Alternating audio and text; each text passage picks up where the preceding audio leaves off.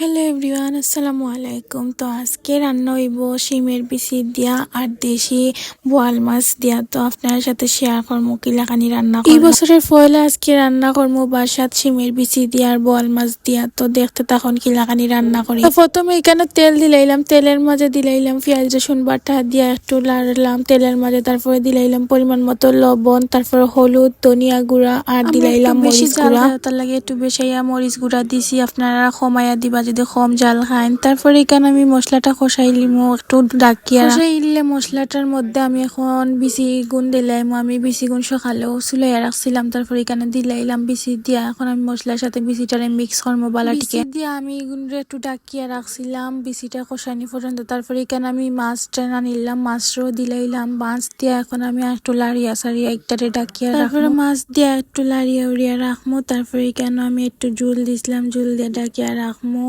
এরপরে আমি একবারে ঝুলের লাগি কেন পানি দিলাম পরিমাণ মতো, যতটুক ঝুল রাখতে ততটুক পানি দিলাম। এখন একটু লাড়িয়া উড়িয়া দিয়া এখন এর মধ্যে কাঁচামরিচ কুচি আর দিলাইমু ধনিয়া পাতা কুচি দিয়া আমি একটারে ডাকিয়া বালা করে জাল দিয়া 20 মিনিটের মতো ডাকিয়া উকিয়া রান্নিয়া হয়ে গেল আমরার তরকারি। তো কিরা লাগছে ভিডিও অবশ্যই জানাইবার, ভালো লাগলে লাইক ফলো শেয়ার করবো। তো আজকে এই পর্যন্ত, আসসালামু আলাইকুম।